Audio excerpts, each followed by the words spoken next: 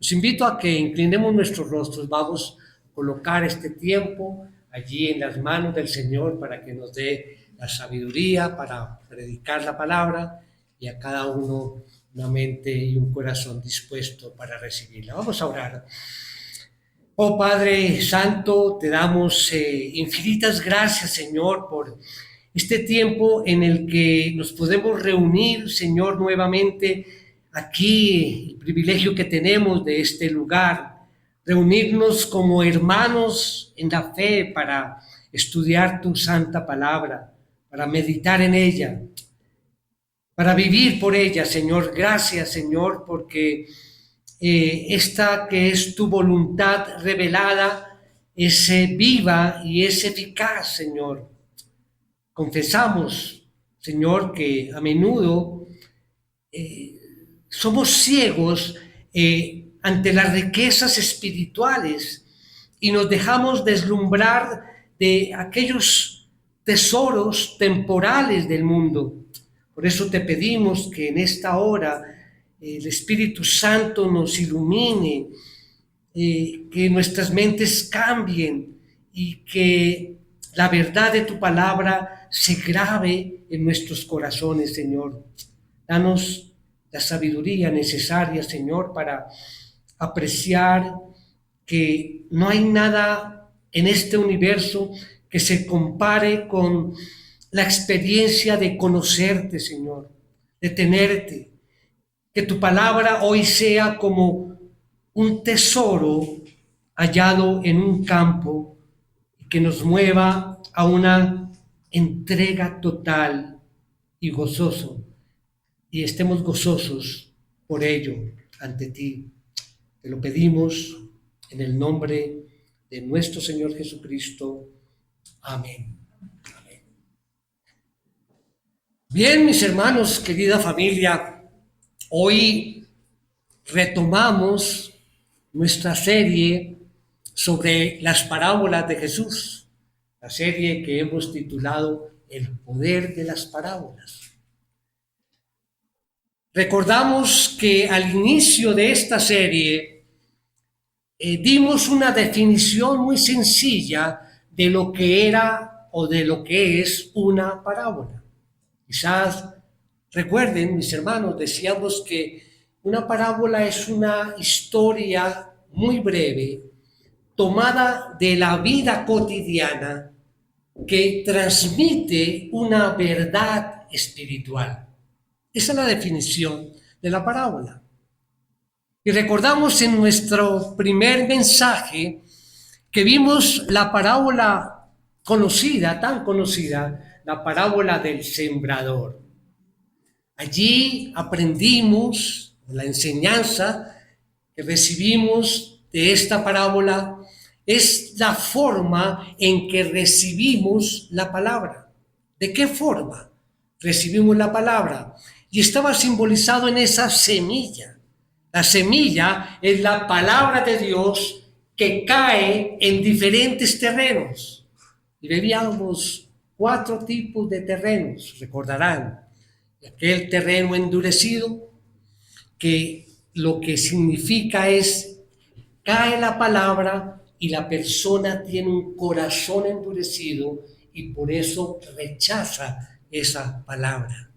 Así es que estamos viendo que el fruto de la planta, de esa planta, el crecimiento de esa semilla, depende de la disposición del corazón. Veíamos que también la semilla cae en un campo rocoso, eso significa un corazón superficial. Vimos que cae también allí junto a la maleza y la maleza ahoga la planta, eso significa un corazón dividido. Y finalmente veíamos que esa semilla cae en tierra buena, allí crece, eso significa un corazón transformado. Bien, después vimos otra parábola que es la de los obreros de la viña. Recordarán la historia que Jesús nos presenta allí del hacendado que sale a buscar obreros para recoger la cosecha de la vid. y sale a las 6 de la mañana y consigue algunos obreros que van a trabajar toda la jornada hasta las 6 de la tarde, y sale también a las 9 de la mañana, y sale a las 12 y a las 3 y a las 5, y en cada salida va y trae obreros para que le ayuden con esa cosecha. Y al final de la tarde, cuando van a pagar el salario de ese día, a todos les da lo mismo, un denario. Obviamente allí veíamos el malestar de aquellos que habían trabajado 12 horas y decían, ¿cómo vamos a ganar lo mismo de aquel que trabajó tan solo una hora? Bien, allí nos enseña realmente la gracia soberana de Dios. Lo que realmente sostiene nuestra vida es la bondad del Señor, porque Él, así como lo hacía el hacendado, Él nos llama a diferentes horas, pero Él nos llama, nos acoge y nos recompensa con su gracia.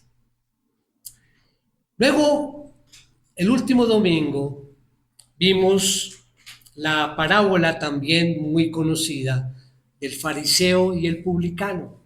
¿Recuerdan?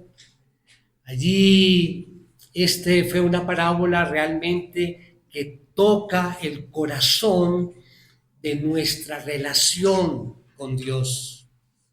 Jesús allí nos habla de dos oraciones hechas allí en el templo para mostrar que la humildad y el recogimiento y el reconocer y arrepentirnos del pecado es lo que le agrada a Dios en la oración. Todo lo contrario de la autosuficiencia y del orgullo religioso. Bien, es un resumen de estos 3 mensajes que llevamos de la serie. Pero hoy continuamos con un tema que nos enseña que el reino de los cielos es un tesoro de un valor infinito y que motiva al creyente a renunciar gozosamente de todo lo que posee para seguir a Cristo. Ese es el resumen. Podría ser la idea principal del mensaje. La entrega total a Cristo. O sea que antes de comenzar a estudiar directamente estas 2 parábolas cortas del tema, quisiera iniciar con una ilustración. Bueno, es algo de historia. Tal vez la actividad deportiva más extrema sea el alpinismo de las altas montañas. Cada año, las laderas allí en el monte Everest, se encuentran allí en las laderas cadáveres de los escaladores que han fallado en su intento por llegar a la cima. Es un gran esfuerzo esta actividad. Es costosa, es extenuante y por supuesto muy peligrosa. Antes del año 1996, 1 de cada 4 escaladores que hizo el intento murió allí en el proceso. Los números, bueno, son un poco mejor hoy, pero aún así, un promedio de 14 personas mueren por cada 100 que llegan a la cima. De todas maneras, es un alto porcentaje. Además, 1 de cada 10 personas que llegan a la cima muere en el camino de regreso. Más de 225 personas han muerto en las últimas 3 décadas tratando de alcanzar la cima del monte Everest. ¿Qué otro deporte cobra la vida de tantos participantes? Nos preguntamos. Puede haberlo, pero esto es notorio. Y algo más, para realizar un solo intento, una persona debe invertir entre 30,000 a 120,000 dólares. Mucho dinero para hacer un solo intento. Además, debe someterse a un entrenamiento de tiempo completo durante 8 meses, de 8 meses a 12 meses. Pues, después de esto, ¿qué podemos decir? Que es sorprendente que tantos hombres y mujeres decidan arriesgar todo lo que tienen, hasta sus propias vidas, por una hazaña que no ofrece una recompensa tangible más allá del orgullo y de la satisfacción personal. Ciertamente este no es un compromiso para tomarse a la ligera, ¿verdad? De la misma manera, Jesús dice algo sobre esta frase que acabo de decir. Ciertamente este no es un compromiso para tomarse a la ligera. Y Jesús nos dice algo similar a los que mostraron algún interés superficial de seguir a Cristo. Les dice, mire, no deben tomar esto a la ligera. Es que estamos hablando, mis hermanos, del discipulado, que no es un estilo de vida para emprenderse de forma descuidada o tomarse a la ligera. Entonces Jesús utilizó estas dos parábolas muy cortas, pero parábolas muy profundas que conocemos y hemos escuchado. La parábola del tesoro escondido y la parábola de la perla de gran precio. Él tomó estas dos parábolas para ilustrar que entrar a su reino requiere considerar el costo. Y hoy vamos a recordar, para algunos a descubrir, por qué el reino de los cielos, ese dominio espiritual donde Cristo reina y donde se encuentra nuestra verdadera ciudadanía, posee un valor tan inestimable que, al igual que el alpinista que entrega todo por llegar a la cima, el verdadero discípulo entrega con gozo todo lo que posee para obtenerlo, ese reino. Allí Lucas 9:23 nos dice, y a todos les decía Jesús, si alguien quiere seguirme, niéguese a sí mismo, tome su cruz cada día y sígame. Bien, esta introducción, mis hermanos, nos prepara a un mensaje. Quizá va a ser fuerte el mensaje. Obviamente necesitamos mucha atención y obviamente comprensión. El Espíritu Santo nos ayude a comprender. Vamos a leer entonces las dos parábolas que vamos a estudiar en esta mañana. Están allí en Mateo capítulo 13, versículo 44 al 46. Dice así la palabra: el reino de los cielos es semejante a un tesoro escondido en el campo que al encontrarlo un hombre, lo vuelve a esconder y de alegría por ello va, vende todo lo que tiene y compra aquel campo. Versículo 45. El reino de los cielos también es semejante a un mercader que busca perlas finas.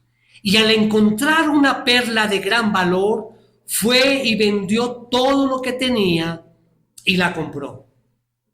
La compró. Este tema del reino de los cielos es un tema frecuente allí en las parábolas de Jesús. El reino de los cielos, mis hermanos, es ese dominio espiritual donde Cristo reina allí como Rey de Reyes, como Señor de Señores, y donde nosotros estamos allí como redimidos, usando o disfrutando de la verdadera ciudadanía, de ser ciudadanos de este reino. Ahora bien, estas dos parábolas entonces nos están indicando que para entrar al reino, en el reino, hay que pagar un precio. Bueno, es lo que nos dice la parábola.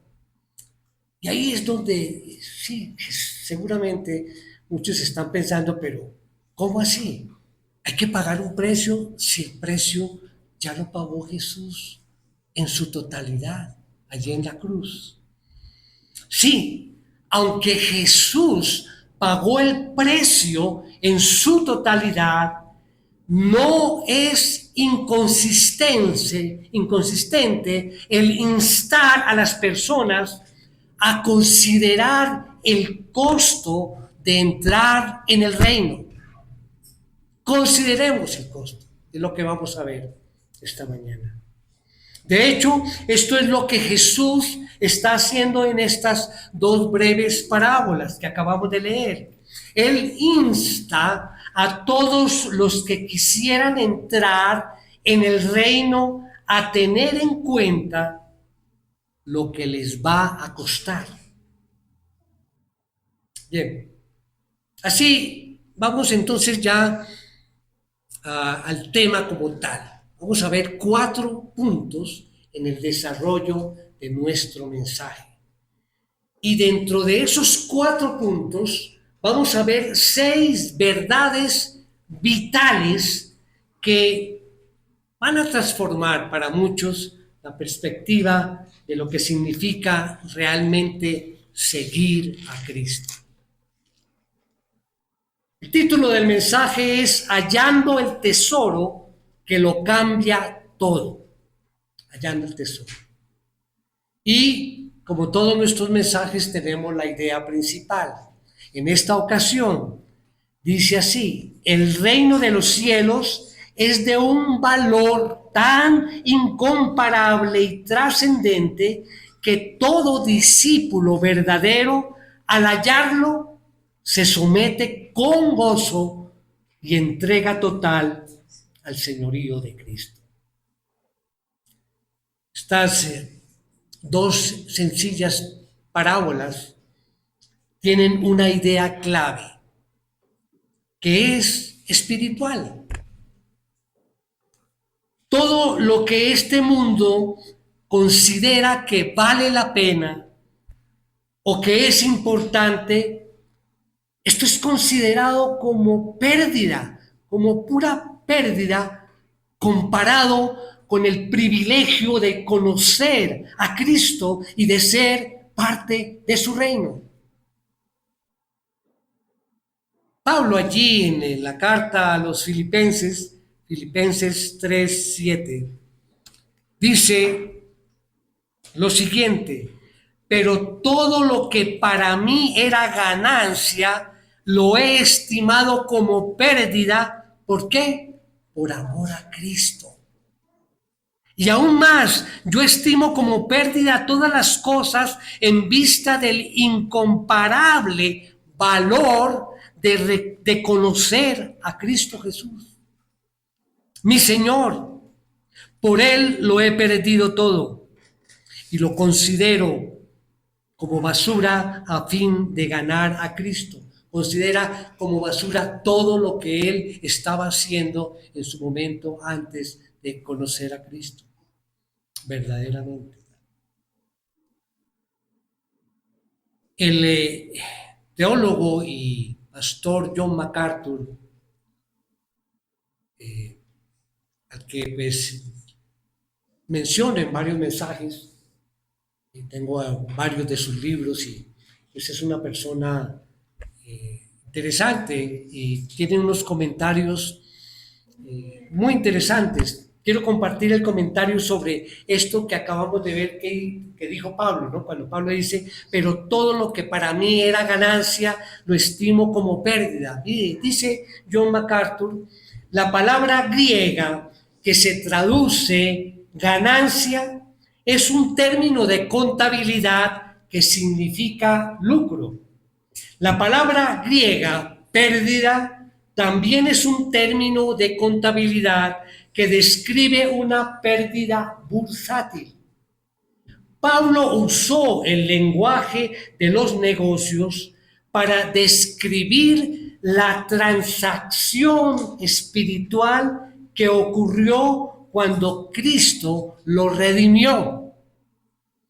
Todas sus credenciales religiosas judías que él había tabulado en su columna de ganancias eran en realidad pérdidas condenatorias. Por eso las puso en la otra columna y las contó como pérdidas. Tan pronto vio las glorias y méritos insuperables de Cristo. Termina allí el comentario. Ahora bien, vamos entonces ya a entrar en materia. Vamos a ver esas verdades fundamentales acerca del reino, estas verdades que se entretejen allí en medio de estas dos parábolas que hemos leído. Primer punto, vamos a hablar de el hallazgo incomparable. Vamos a hablar de un valor que supera cualquier entendimiento. Vamos a reconocer allí la preeminencia del reino de Dios. En estas dos parábolas, Jesús utiliza dos figuras. Primero, la de un hombre que halla un tesoro en un campo. Un tesoro escondido, es importante esto, en un campo. Y por otro lado, nos habla de un mercader que busca buenas perlas y encuentra una perla de gran precio.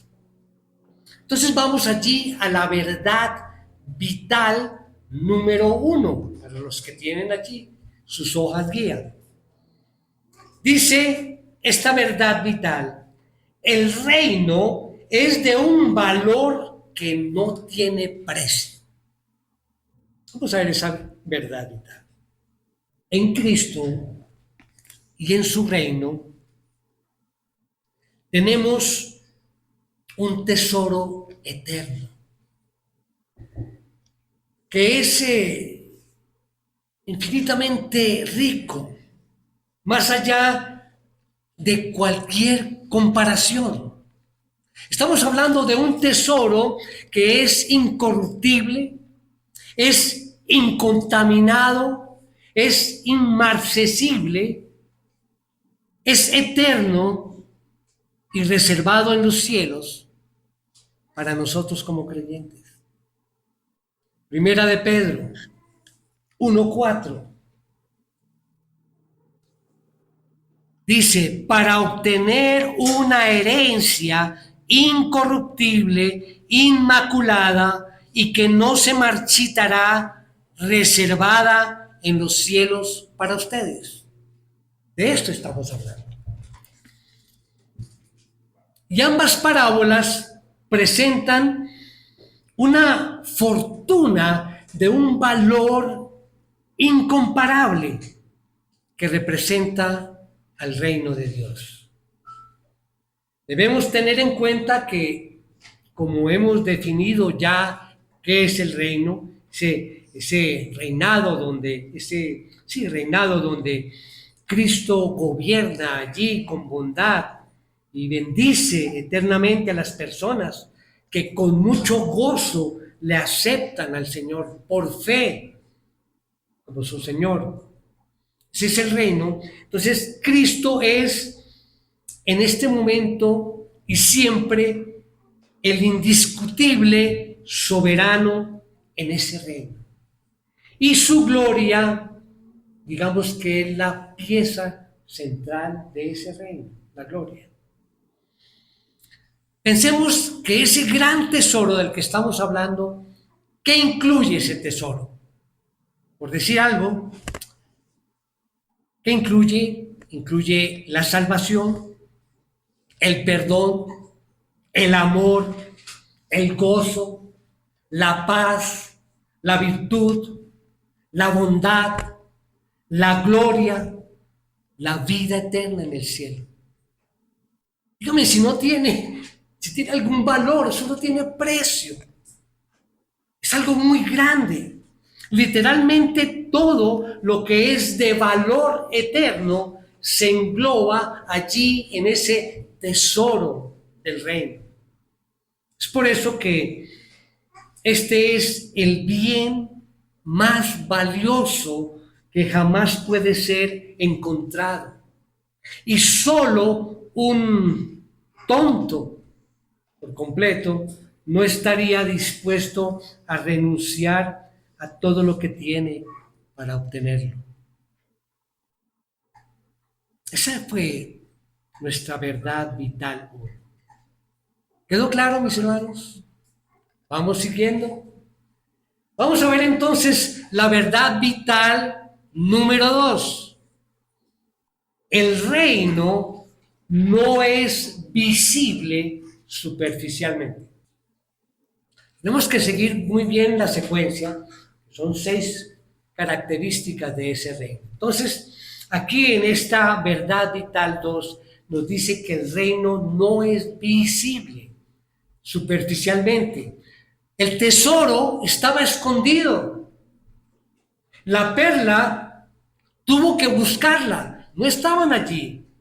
No era evidente, digamos, para el observador casual o a simple vista encontrar ese tesoro. No era así de sencillo.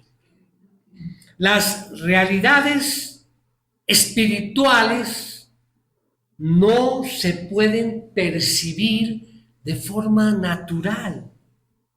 Por lo tanto, no pueden ser apreciadas estas verdades y realidades espirituales, no pueden ser apreciadas por las personas que no conocen del Señor o aquellas personas que conocemos como no regeneradas.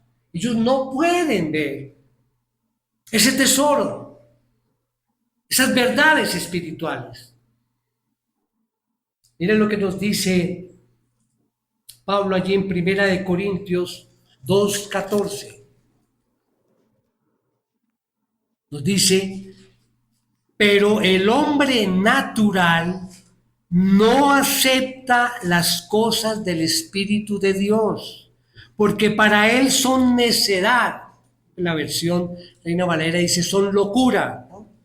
Y no las puede entender porque son cosas que se disciernen espiritualmente. Espiritualmente. ¿Recuerdan el encuentro de Jesús y Nicodemo? Se registra allí en Juan 3. ¿Qué le dijo Jesús a Nicodemo? Le dijo, en verdad te digo que el que no nace de nuevo no puede ver el reino de Dios. No puede ver el reino de Dios. Si no es regenerado, no vas a poder ver ese tesoro del que estamos hablando. De modo que el reino de Dios y su valor real permanecen ocultos en las mentes de la gente del mundo, o podríamos decir de aquellas mentes carnales que están allí. Y esto también explica, mis hermanos, por qué la gente del mundo no comprende ni valora el que nosotros como cristianos estemos apasionados por la gloria de Dios. Yo sé que muchos, o quizá todos, hemos recibido críticas inclusive de nuestros mismos familiares, amigos, vecinos, compañeros de trabajo, de estudio, qué sé yo. Críticas, porque ellos no comprenden por qué nosotros vivimos para la gloria de Dios. No pueden entender por qué alguien estaría dispuesto a someterse al señorío de Jesucristo. Eso no lo entienden ellos. Y ya dimos la explicación del por qué. Las personas están simplemente ciegas a las riquezas del reino. Esas personas. Y eso nos lo dice aquí las Escrituras. Allí en 2 Corintios 4:4, miren lo que nos dice Pablo. En los cuales el Dios, con D minúscula está hablando de Satanás, el Dios de este mundo ha cegado el entendimiento de los incrédulos para que no vean el resplandor del evangelio de la gloria de Cristo, que es la imagen de Dios. Ciegos. Sobre este tema, permítame compartir el comentario de John MacArthur. Miren lo que dice, abro comillas: los pensamientos, ideas, razonamientos, filosofías y religiones falsas son las fortalezas ideológicas en las que se refugian los hombres para oponerse a Dios y al Evangelio. Interesante. Los pecadores no se inclinan naturalmente a buscar a Dios. Lo sabemos, ¿verdad? Pero solo aquellos que le buscan, y es obviamente en nuestro caso, lo encontramos. Y los que le buscan lo hacen porque Dios en su gracia nos atrae a Cristo. Es Él el que hace la tarea. Recordemos cómo llegamos a conocer del Señor. Sea cual sea el evento que nos llevó a conocerle, es porque Dios nos trajo a Cristo a conocer. Dice allí en Juan 6:44, nadie puede venir a mí si no lo trae el Padre que me envió, y yo lo resucitaré en el día final. Es Él quien hace la obra. Bien, vamos después de ver el primer punto, el hallazgo incomparable. Vamos al segundo punto, que es el camino hacia el tesoro. No olvidemos de qué estamos hablando y de cuál es nuestro tesoro. Recordemos la idea principal.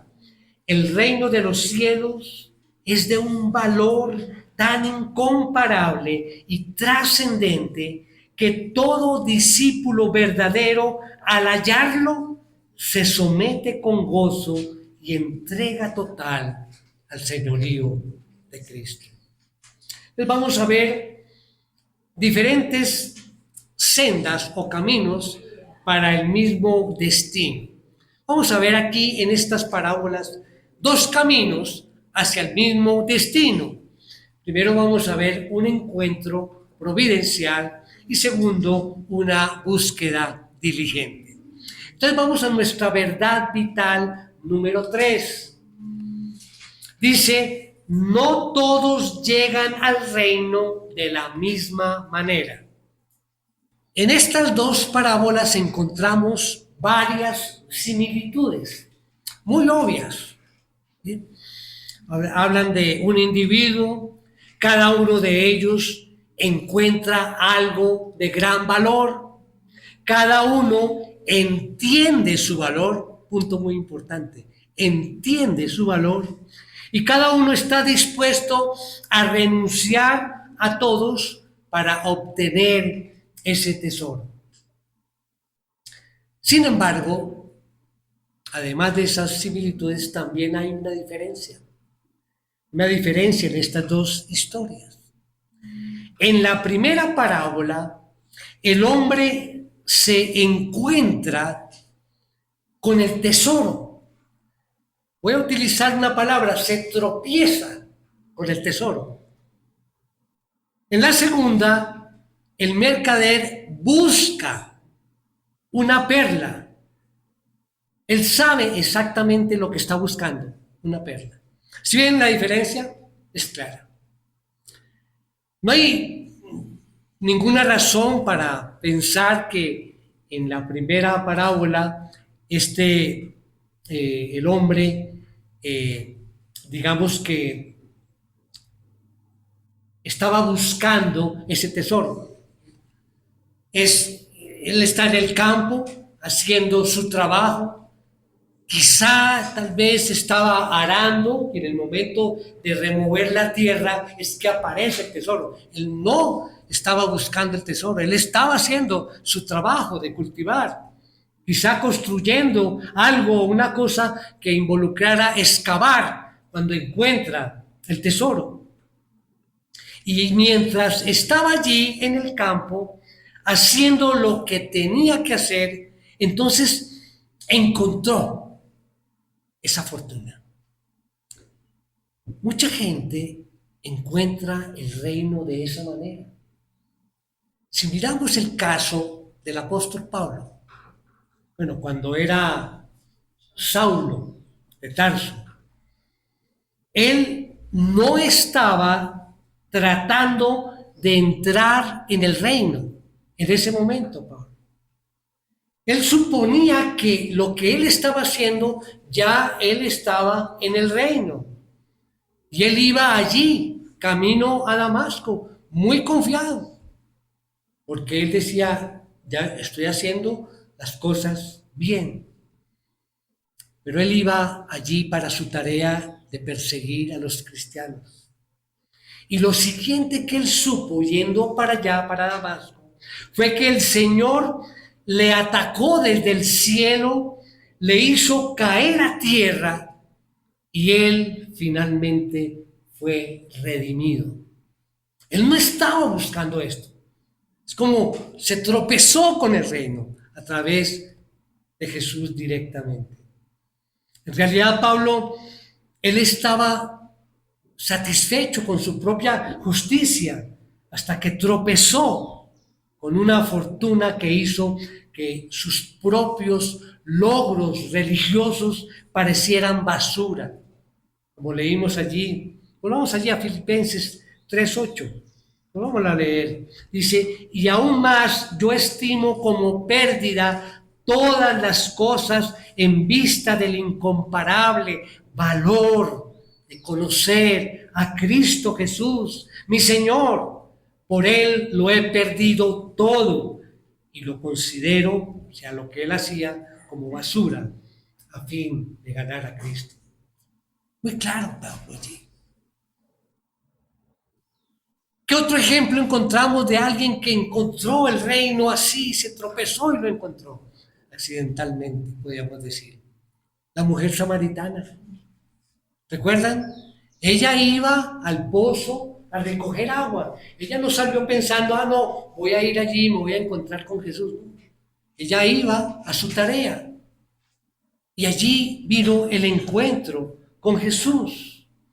Aunque ella no buscaba ese encuentro con Jesús, ella providencialmente lo conoció y regresó a su casa redimida. Otro ejemplo, el de Mateo. ¿Recuerdan cuando Jesús estaba mirando quiénes podían ser sus discípulos?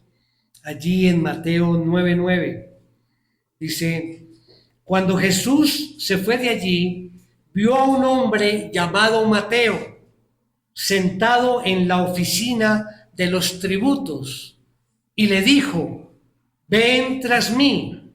Y levantándose, lo siguió. Él no estaba buscando, se tropezó allí con el reino. Y muchos otros han entrado, llamémoslo así, de tropiezo al reino. Ahora bien, siguiendo con nuestra parábola, hay otra parte. El comerciante era en una búsqueda específica de esa perla valiosa. Él sabía lo que estaba buscando. Quería algo genuino y de valor duradero. Él lo estaba buscando. Muy diferente a tropezar y encontrárselo accidentalmente.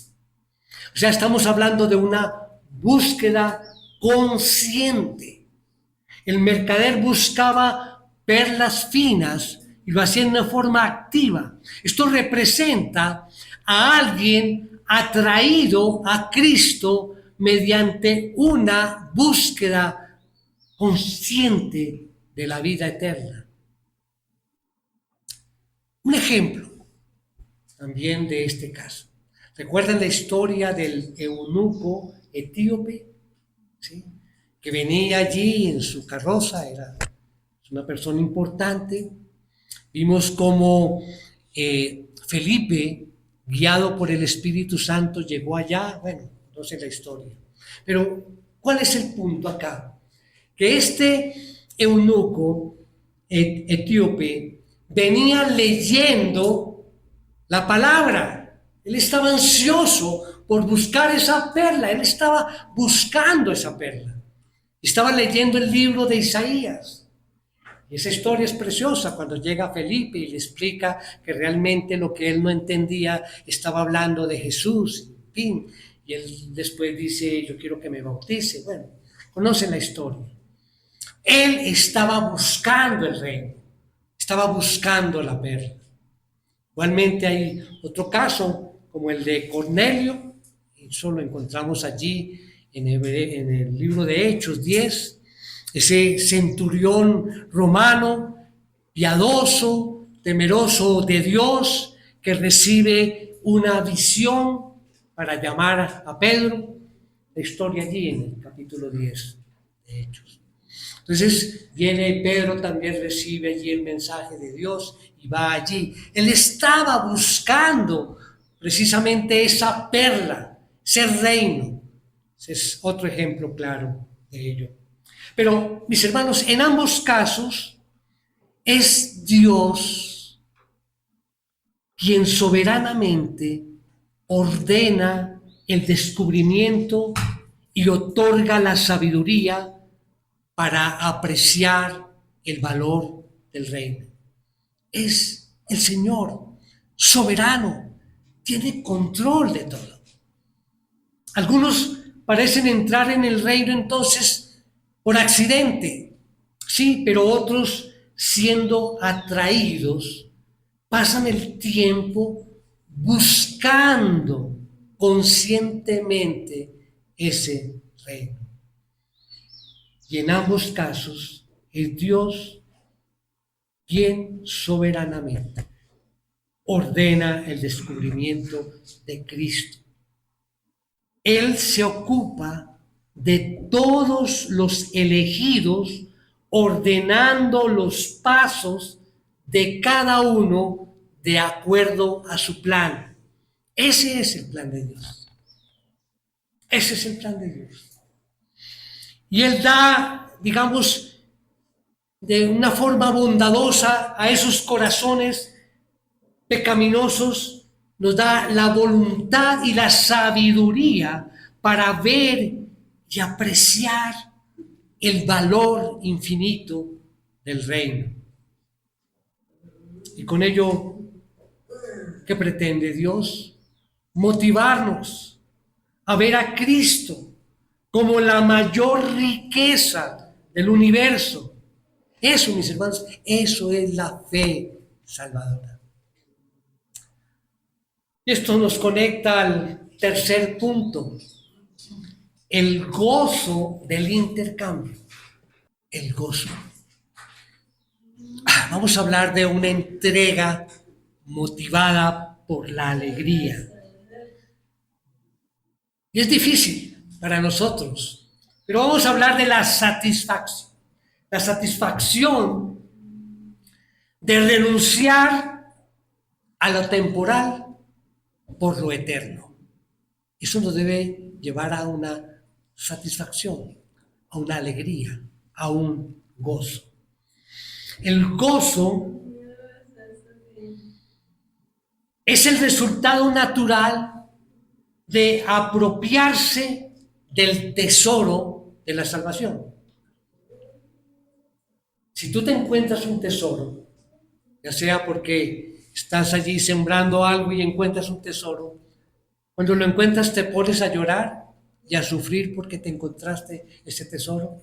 No, tu mayor expresión es gozo, es alegría.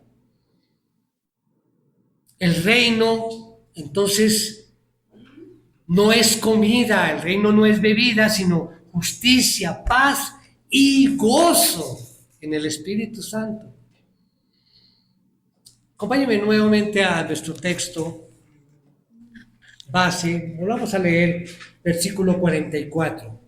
Dice, el reino de los cielos es semejante a un tesoro escondido en el campo, que al encontrarlo un hombre lo vuelve a esconder y de tristeza por ello, de gozo, de alegría, por ello va, vende todo lo que tiene y compra aquel campo. O sea, la mención de gozo o de alegría en este contexto es muy significativo, la palabra gozo. Por un lado, el Señor reconoce el deseo básico de todos los seres humanos. ¿Cuál es tu deseo, mi hermano, mi hermana? ¿Cuál es tu deseo? O el deseo de cualquier ser humano. Eso uno dice la felicidad, ser feliz. Y Jesús aquí está reconociendo esa felicidad, ¿sí? El gozo es una buena cosa. Jesús mismo lo dijo. Mira, allí en Juan 15:11, mira lo que dice. Juan 15:11.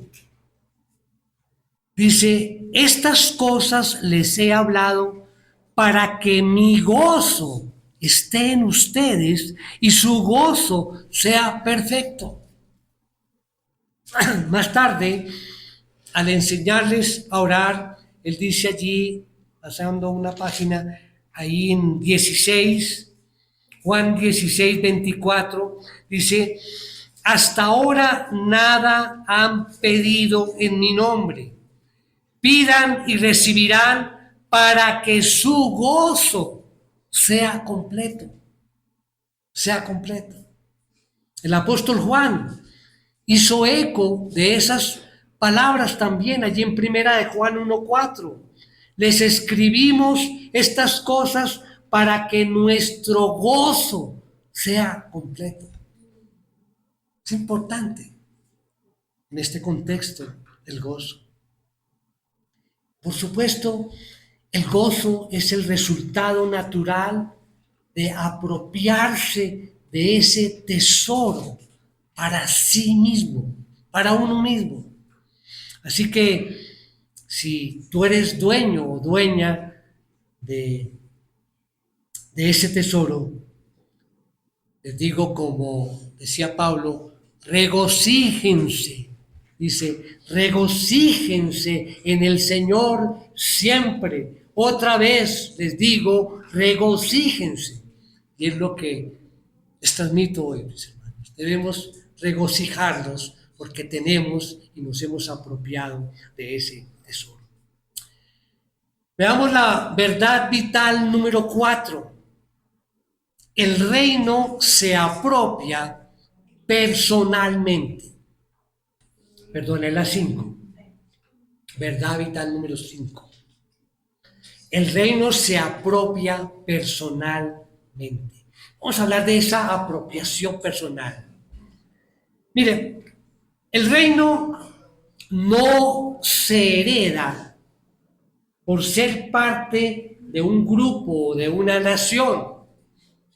Ya no, como yo pertenezco a la congregación, o como decía el pueblo de Israel, ¿sí? El hecho de pertenecer al pueblo de Israel, pues ya somos salvos y ya conocemos del reino.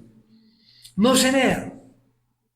Debe ser, esto es una unión personal con Cristo mediante el Espíritu Santo. Entonces, esto es personal. No quiere decir que la familia, no es que como la familia toda estamos acá unida, entonces todos ya conocemos y entramos al reino. No, es personal. La figura clave en ambas parábolas, ¿quién es? Es el individuo. Cada uno encuentra algo de gran valor específicamente para él y se apropia de esto personalmente. Entonces el cuadro presentado, esto es vital porque en esta época, cuando Jesús pronuncia esta parábola, Jesús le estaba enseñando a personas que eran propensos a pensar que por ser parte de la nación de Israel eran automáticamente miembros del reino de Dios. Del mismo modo, muchas personas piensan que al asistir a una congregación, incluso ser miembros de una congregación, ya esto les da entrada al reino de Cristo. Incluso está de moda hoy en día, teológicamente hablando, pensar que las personas entran al reino en conjunto, ¿sí? En lugar de como individuos, debido a que de pronto la nación o el clan o la tribu o el grupo asociado está de pronto, tiene que ver algo con el cristianismo, y entonces no, toda esta secta, muchos dicen, vamos a entrar al reino. Pero no es así. Dice la Escritura, no todos los que descienden de Israel son israelitas, no todos. Una persona no es ciudadano del reino de los cielos hasta que personalmente es unido a Cristo por el Espíritu de Dios y por lo tanto se ha apropiado de ese tesoro para él mismo. Y eso es el mensaje, mis hermanos. No es egoísmo, es lo que nos dice la palabra que debemos hacer. Y esto nos conecta al cuarto punto, y el último punto, que es el costo del discipulado. El costo del discipulado. Volvamos a leer nuestra idea principal. El reino de los cielos es de un valor tan incomparable y trascendente que todo discípulo verdadero, al hallarlo, se somete con gozo y entrega total al señorío de Cristo. Entonces vamos a hablar de una rendición total ante el Señor. Creo que este es lo que quiero que se lleven en mente esta mañana. La transacción. En ambas parábolas, los personajes venden todo lo que tenían para comprar ese tesoro o ese premio. Miremos la verdad vital número 6, la última. La fe salvadora tiene un alto costo, alto costo. Vuelvo y repito que aunque la salvación es un regalo, es un don gratis, gratuito, recibido solo por fe. La fe, esa fe, mis hermanos, esa fe que salva, no es simplemente un acto intelectual, no, es o se trata de una entrega total, una entrega total. Esa es la frase que debemos llevar aquí cuando salgamos, entrega total. La fe auténtica se rinde incondicionalmente al señorío de Cristo, rechazando, repudiando el pecado, mirándolo allí atrás y amando la justicia. Repudiar, rechazar el pecado y amar la justicia. Repito, la fe salvadora es un intercambio de todo lo que somos por todo lo que Cristo es. Esta frase vale la pena tomar nota de ella. La fe salvadora es un intercambio de todo lo que somos por todo lo que Cristo es. Ese es el intercambio que vamos a hacer. Cristo tomó el lugar del pecador creyente, tomó el lugar. ¿En qué momento lo tomó? Cuando llevó el castigo del pecado a la cruz. Esta transacción es la que se representa en estas dos parábolas. La auténtica fe salvadora se rinde incondicionalmente a Cristo como Señor y Salvador. Lo que significa es que de corazón rechazamos, repudiamos el pecado y amamos la justicia. De corazón. Este cambio de actitud es el fruto de la regeneración y la prueba de nuestra unión espiritual con Cristo. Esa es la prueba. Así es que, ¿qué aprendimos en esta mañana? Como un resumen. Siempre hubo bastante información, pero traté de que con la secuencia comprendiéramos el mensaje de estas dos parábolas. Entonces, ¿qué hemos visto? Para recordar que el reino de Dios es un tesoro escondido, que es de un valor infinito y que produce un gozo que supera cualquier sacrificio terrenal. Hemos visto que debemos mirar el costo tal como alguien que edifica una torre o un rey que va a la guerra, que debemos sentarnos a calcular los gastos. ¿Recuerdan? Lucas 14, 28.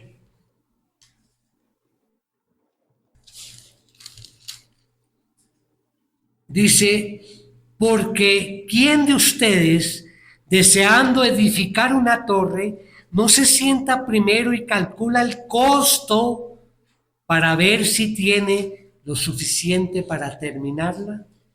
Más adelante, allí en el versículo 31. ¿O qué rey, cuando sale al encuentro de otro rey para la batalla, no se sienta primero y delibera si con 10,000 hombres es bastante fuerte para enfrentarse al que viene contra él con 20,000? Jesús muestra la misma idea en estas dos parábolas.